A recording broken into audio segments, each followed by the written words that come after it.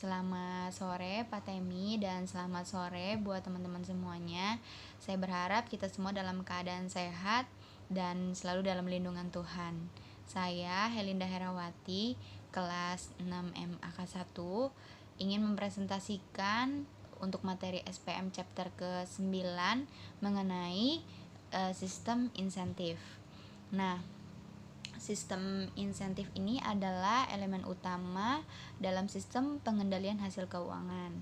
Nah, insentif ini adalah sebuah program yang dibuat oleh perusahaan untuk karyawan yang bertujuan agar karyawan tersebut yang bekerja di perusahaan tersebut atau di organisasi tersebut bisa lebih giat bekerja dan lebih bisa berprestasi ya di dalam suatu perusahaan. Nah, insentif ini juga memiliki tujuan ya. Nah, yang tujuan pertama adalah satu, memberikan informasi, yang kedua adalah memberikan motivasi, dan yang ketiga adalah untuk memberikan daya tarik atau mempertahankan karyawan tersebut. Nah, satu yang menjadi tujuannya itu adalah memberikan informasi, maksudnya adalah memberikan informasi ya kepada karyawan bagaimana karyawan tersebut bisa bekerja dengan lebih baik sehingga apa yang ditargetkan perusahaan tersebut itu bisa lebih cepat tercapai gitu ya. Nah, misalnya itu adalah di bagian customer service. Nah, kalau customer service kan biasanya dia bertugas untuk melayani customer. Nah, kalau misalnya kita sudah bekerja dengan baik gitu ya, nah customer sudah merasa dilayani dengan baik oleh kita, berarti kan kita sudah menjalankan tugas kita sebagai customer service dengan baik gitu ya. Dan misalnya biasa kan kalau misalnya di customer service itu ada kotak dan saran gitu ya. Misalnya kalau ada orang yang memberikan saran atau memberikan pujian kepada kita gitu ya, nah di boxnya itu misalnya hasilnya itu dibuka oleh manajer gitu atau supervisor gitu. Oh, ternyata si karyawan yang A ini lebih banyak diberikan komentar positif misalnya ya bagi dari customer gitu. Nah, berarti itu kan bisa menjadi satu ini ya, ukuran gitu bagi perusahaan memberikan insentif kepada karyawan tersebut gitu ya. Nah, terus yang kedua adalah memberikan motivasi gitu. Nah, memberikan motivasi ini tentunya juga kepada karyawan yang bekerja di perusahaan tersebut gitu ya. Bagaimana karyawan itu bisa lebih bekerja dengan sepenuh hati gitu ya, memberikan effort lebih kepada perusahaan gitu, lebih loyal gitu ya kepada perusahaan gitu, sehingga perusahaan merasa karyawan tersebut sudah oke loh gitu ya. Nah, yang ketiga adalah menarik perhatian dan mempertahankan karyawan gitu ya. Nah, misalnya gini, oh gaji yang di perusahaan kita kerja itu kecil gitu ya, tapi intensifnya gede gitu ya. Nah, berarti kan itu juga bisa menjadi tujuan insentif itu uh, untuk menarik setiap karyawan yang bekerja untuk bisa bekerja lebih baik gitu ya. Nah, ada bentuk-bentuk insentif, yaitu ada dua. Insentif yang bersifat reward itu adalah positif insentif, dan yang kedua adalah punishment, yaitu adalah negatif insentif.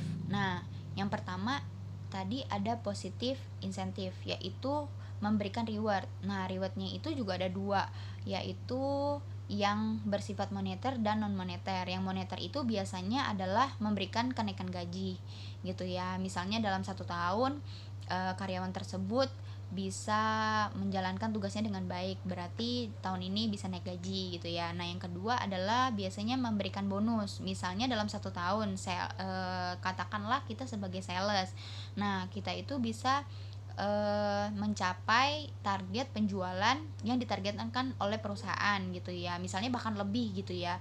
Nah, berarti kita bisa mendapatkan bonus yang lebih gitu, atau bisa mendapatkan pendapatan-pendapatan yang lain, misalnya jaminan kesehatan yang lebih gitu ya. Misalnya tahun ini misalnya asuransi dapat yang preminya 500, bisa dinaikin jadi misalnya 700.000 atau 800.000 atau dan lain sebagainya. Terus yang insentif yang non moneter itu biasanya juga bisa dipromosikannya itu bisa naik jabatan misalnya, atau diberikan fasilitas-fasilitas kantor misalnya, atau diberikan rumah dinas misalnya, atau yang ketiga kita mendapatkan nama baik gitu ya, misalnya kita dapatkan penghargaan gitu ya dari kantor, misalnya kita sebagai karyawan teladan gitu ya dalam kantor tersebut gitu, kita mendapatkan penghargaan gitu ya. Nah berarti kan nama baik kita kan bisa kita bisa mendapatkan nama baik gitu ya istilahnya. Nah terus ada juga yang negatif insentif. Nah negatif insentif ini berupa punishment, itu juga ada dua, misalnya itu yang bersifat moneter dan non moneter. Yang moneter itu biasanya tidak mendapatkan kenaikan gaji gitu ya, jadi berbanding terbalik dengan yang tadi. Kalau reward kita dapatkan naik gaji, kalau yang punishment kita nggak mendapatkan naik gaji gitu, atau tidak mendapatkan bonus gitu ya, atau kita merasa dikucilkan gitu ya di kantor, misalnya kita dapatkan pengumuman gitu ya, oh si A nggak dapat memenuhi target, berarti kan kita juga merasa nggak enak gitu ya kalau di kantor. Nah terus yang lebih parahnya lagi itu punishmentnya, yaitu di mungkin dipecat gitu ya. Nah dalam insentif moneter itu juga ada 3, yaitu diberikan gaji, itu dihargai dengan uang ya biasanya. Kalau gaji kan biasanya pasti dengan uang gitu. Nah terus yang kedua adalah short term intensive plan, yaitu mungkin contohnya diberikan bonus gitu ya, misalnya seperti kayak tadi gitu, misalnya sales. Nah sales itu dalam 1 tahun bisa mencapai target, berarti dia mendapatkan bonus di tahun ini. Yang ketiga adalah long term incentive plan, itu biasanya sih dikasihnya itu untuk karyawan yang sudah di taraf atas gitu ya, misalnya manajer ke atas gitu ya. Nah biasanya perusahaan itu bisa memberikan sahamnya gitu ya kepada orang-orang tersebut gitu, misalnya di general manajernya gitu ya, karena semua bisa ditanganin gitu ya, perusahaan bisa maju gitu. Nah dia dapatkan insentif yang lebih gitu, yaitu diberikan beberapa saham dari perusahaan tersebut gitu. Nah dengan presentasi yang beda ya tentunya. Nah terus ada juga kriteria insentif yang baik di dalam suatu perusahaan, yaitu memiliki nilai. Nah memiliki nilai itu harusnya sesuai dengan karyawan yang ada gitu, sesuai dengan value karyawan yang ada gitu, karena kan karyawan semua beda-beda. Nah biasanya kita itu bisa menilai dari kinerja karyawan tersebut. Nah yang kedua adalah memiliki impact, memiliki dampak gitu ya dalam kedua pihak, dampak bagi karyawan dan perusahaan itu sendiri. Yang ketiga adalah mudah dipahami. Nah mudah dipahami ini artinya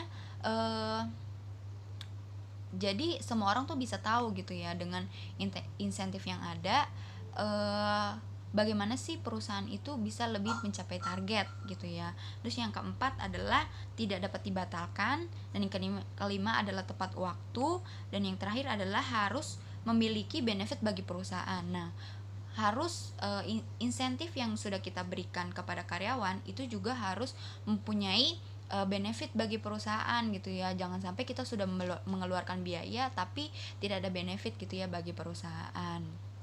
Nah dan kesimpulannya adalah sistem insentif ini adalah bagian yang penting gitu ya dari pengaturan atau kontrol yang digunakan untuk mengarahkan perilaku karyawan gitu, artinya ke perilaku yang lebih baik gitu ya. Jadi insentif ini memberikan informasi gitu ya, memberikan motivasi, dan juga untuk mempertahankan karyawan itu sendiri gitu ya. Jadi insentif ini mungkin terlihatnya gampang gitu ya, tapi dalam perusahaan pasti banyak pertimbangan-pertimbangan yang harus dijalankan gitu ya untuk bisa diberikan kepada karyawan secara adil gitu ya. Nah sekian dari presentasi saya mengenai sistem insentif ini. Semoga bermanfaat. Bila ada kekurangan dan salah kata mohon dimaafkan. Sekian dan terima kasih.